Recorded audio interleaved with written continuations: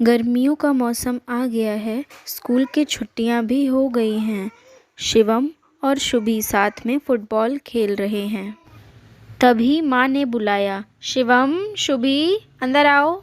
दोनों बच्चों ने घर में प्रवेश किया और माँ को देखा। माँ मुस्कुरा रही थीं। क्या हुआ माँ, आप इतना मुस्कुरा क्यों रहे हो? कोई खास बात है क्या माँ? हाँ बेटा, सुनकर तुम भी खुश हो जाओगे। नानी का फ़ोन आया था, कल हम घूमने जा रहे हैं नानी जी के घर। दोनों बच्चे ये सुनकर बहुत खुश हुए। तभी शिवम ने कहा, अरे वाह, ये तो बहुत अच्छी बात है। चलो शुभी, पैकिंग करते हैं। अगली सुबह सभी तैयार होकर नानी के घर के लिए निकल पड़े। नानी का घर गांव में है और बड़ा ही सुंदर है। वहाँ पर सभी लोग खेती बाड़ी करते हुए खुशहाली से रहते हैं। इतने में सभी नानी के घर पहुँच गए।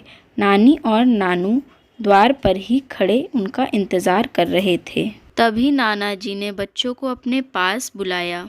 शिवम, शुभी, मेरे पास आओ। बच्चों ने गले लगकर प्रणाम किया। सभी घर में प्रवेश किए और नानी द्वारा बनाए गए सभी पकवानों का सेवन किया। इसके बाद दोनों ने थोड़ी देर विश्राम किया। फिर गांव में घूमने और खेलने के लिए दोनों तैयार हो गए। तभी नानी ने कहा, आओ बच्चों, मैंने तुम्हारे लिए एक जूस बनाया है। बहुत ही स्वादिष्ट है, इसे पी लो, तुम्हें अच्छा लगेगा।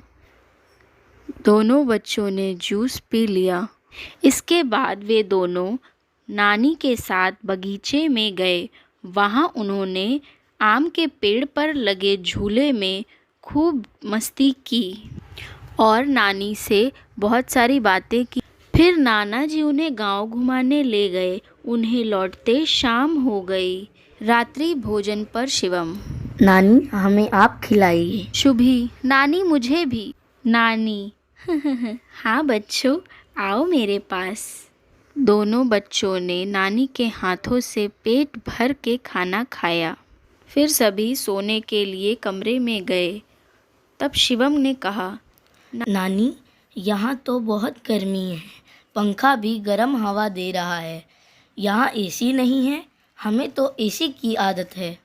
अब हम कैसे सोएंगे? हमें तो नींद ही नहीं आएगी। इतने में वहाँ उपस्थित सभी लोग जोर जोर से हंसने लगे। तभी शिवम और शुभी को कुछ समझ नहीं आया तो शिवम ने कहा, क्या हुआ? मैंने कुछ गलत कहा क्या? नहीं बच्चों, आओ मैं तुम्हें आज प्रकृति की हवा खिलाती हूँ, जिससे तुम एसी भी भूल जाओगे। चलो बच्चों, आज हम छत पर सोते हैं, खुले आसमान के नीचे। नानी ने बच्चों को छत पर बुलाया। शिवम, नानी, हमें आपके साथ सोना है। नानी, हाँ बच्चों, मेरे पास आओ। नानी ने बच्चों को कहानी सुनाई और सुला दिया। तो ऐसे ही बीते शिवम और शुभी के छुट्टियों के दिन नानी के घर पर।